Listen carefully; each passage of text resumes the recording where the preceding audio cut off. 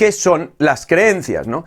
Y de hecho, aunque se utilice el término creencias como utilizamos el término emociones, las creencias no existen. Pero vaya, pero no porque lo diga yo, porque nadie se ha encontrado una creencia por la calle. Nadie se la ha encontrado. Ni nadie ha encontrado una parte del cerebro donde se guarden las creencias. Por lo tanto, aunque... Y lo mismo pasa con las emociones. Las emociones no existen. Existen lo que nos pasa dentro de nosotros que le llamamos emociones. Y el problema es que confundimos cómo le llamamos a algo a ese algo, ¿vale? Porque en el mundo real, pues sí, en el mundo real un rotulador... Le llamamos rotulador y está aquí delante y es físico. Pero cuando empezamos a hablar de procesos, le estamos dando un nombre como si fuera algo físico a un proceso cuando es un proceso y no algo físico. Y las emociones pasa eso. Las emociones es algo que tú sientes.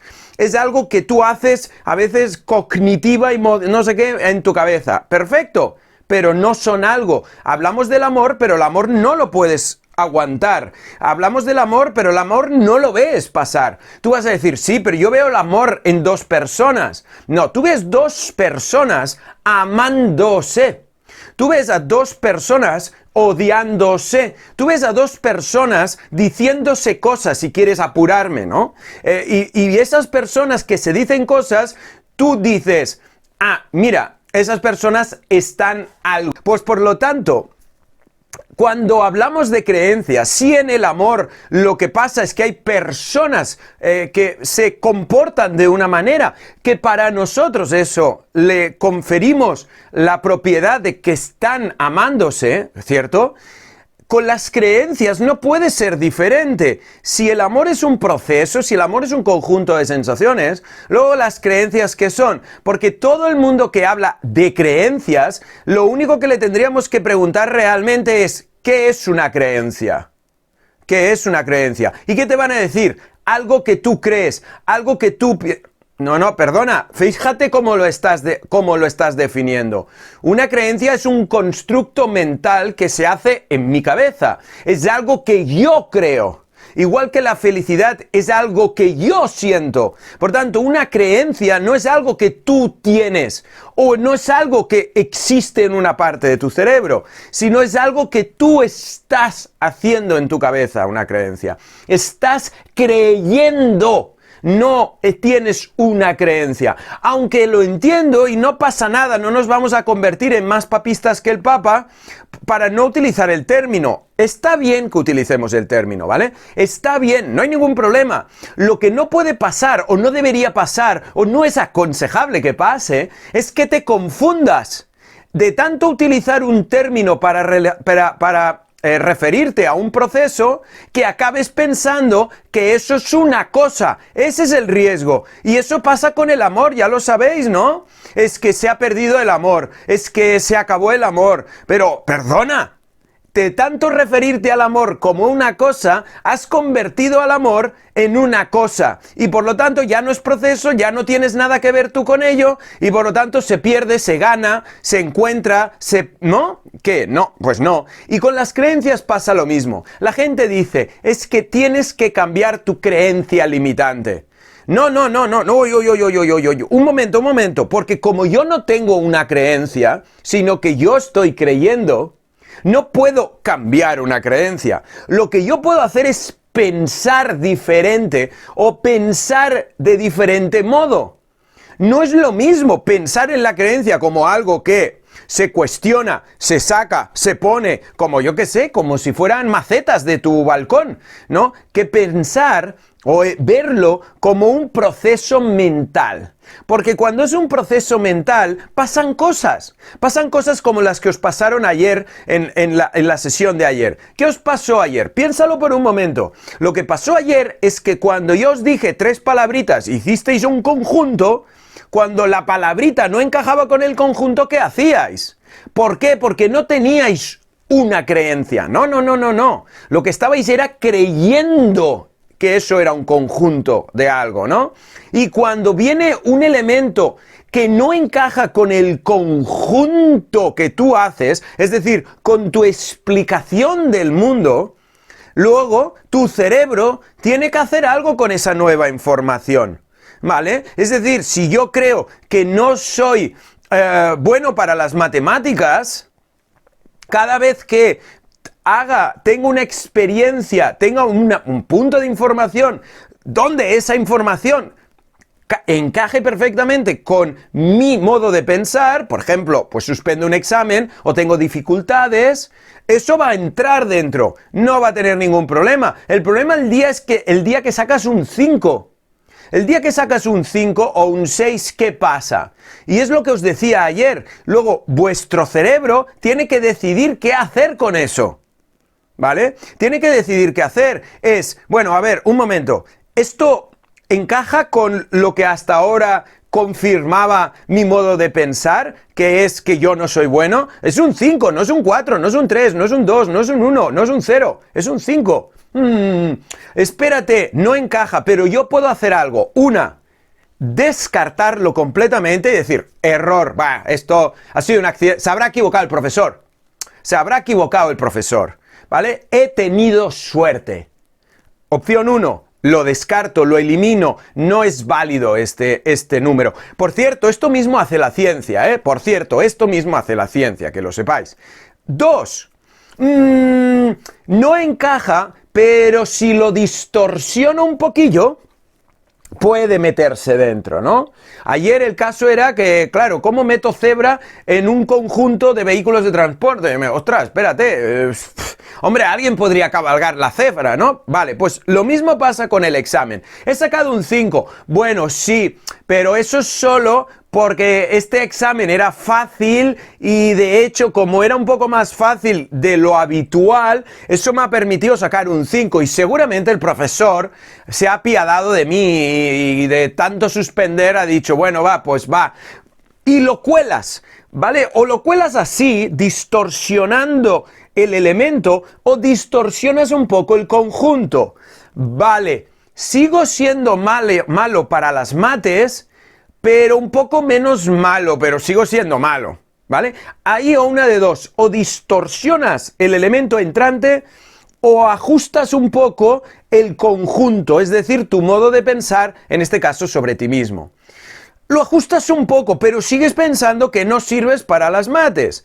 Ahora, ¿qué pasa cuando en vez de un 5 sacas un 10?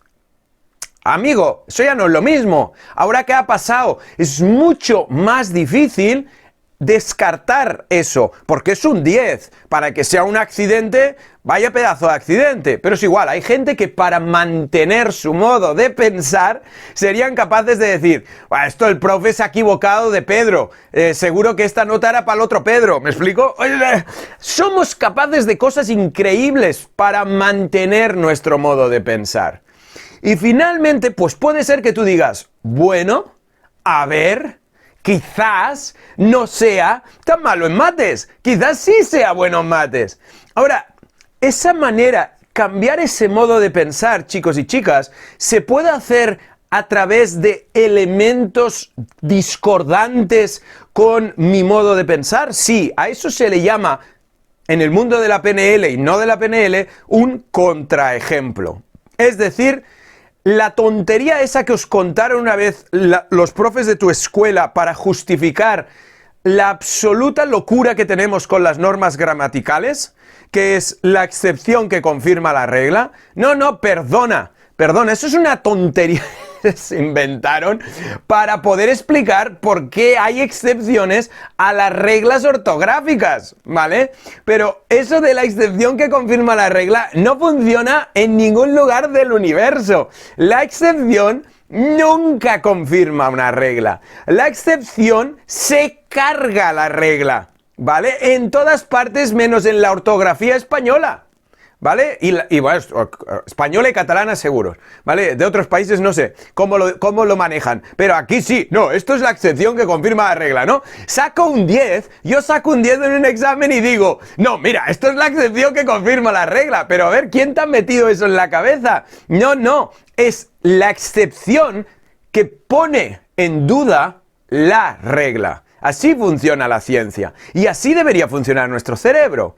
Ahora, eso es un contraejemplo. Es la única manera que existe de que tú puedas poner en duda tu modo de pensar a través de elementos discordantes.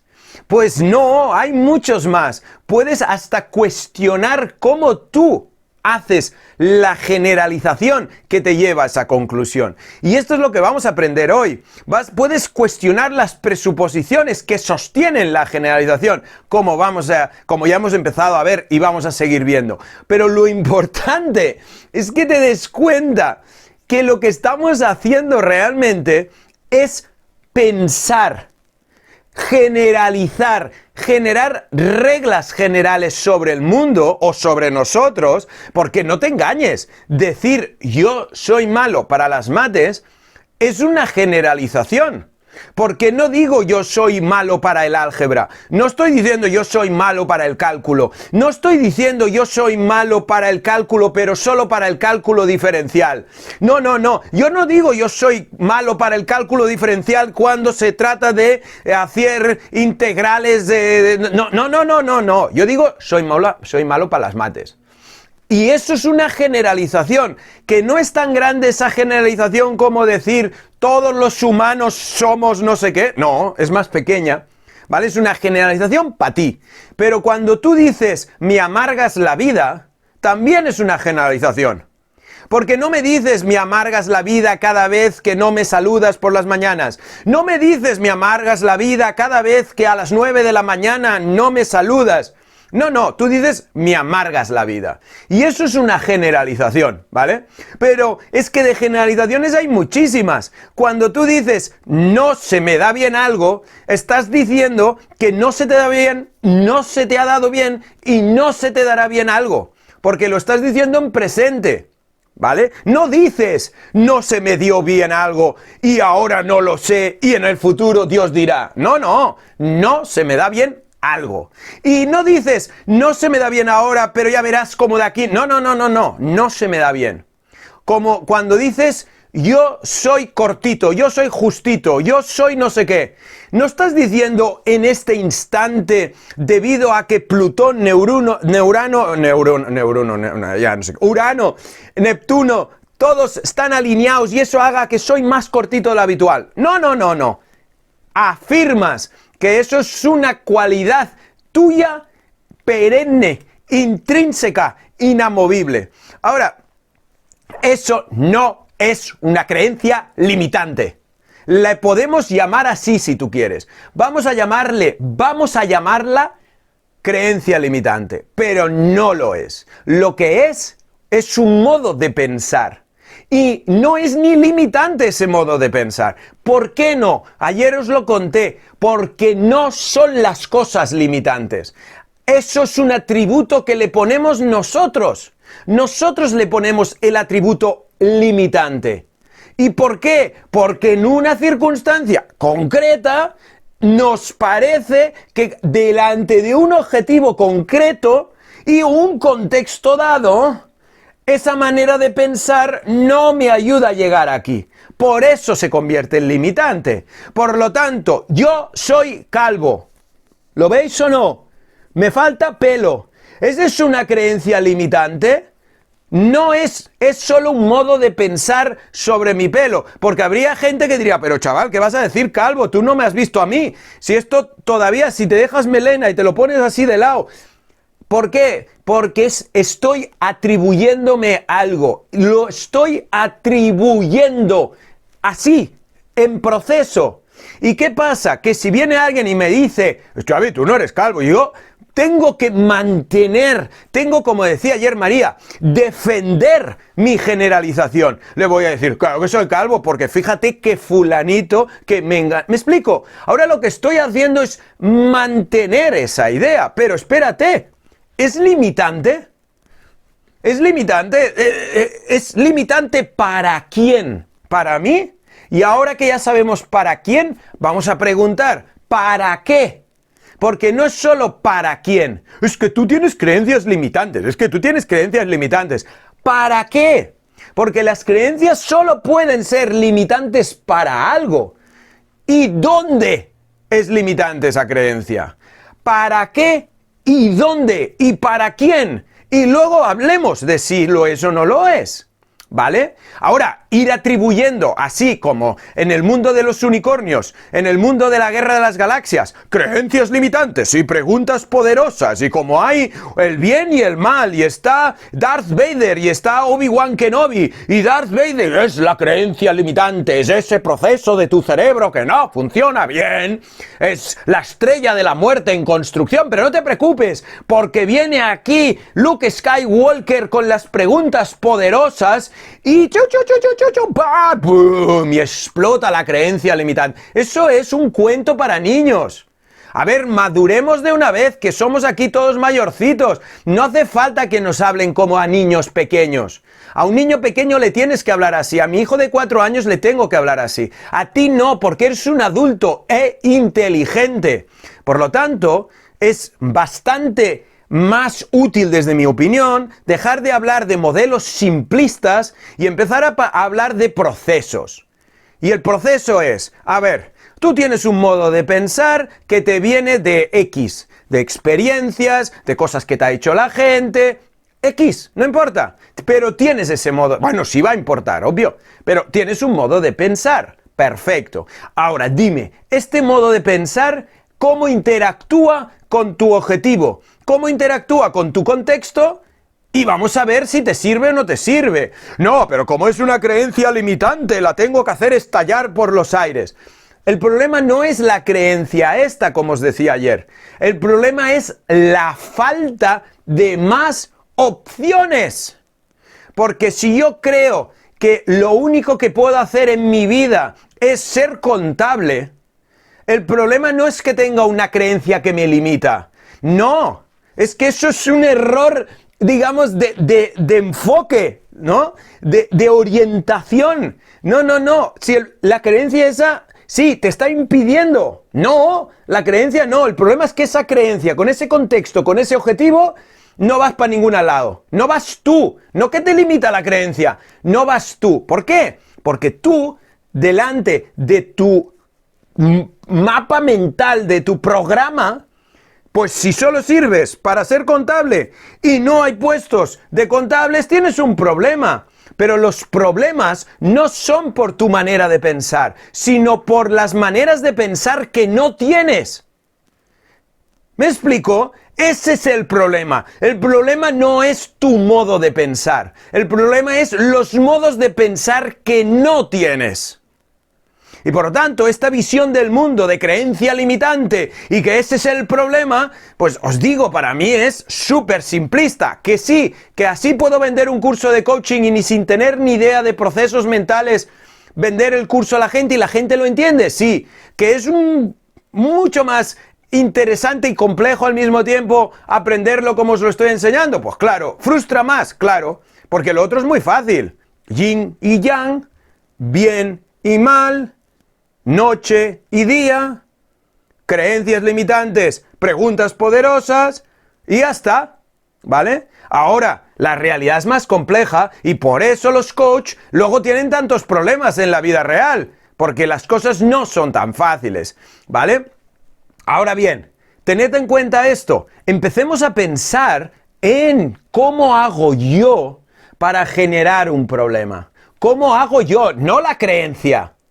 Deja la creencia en paz, es que no es una maceta de tu casa.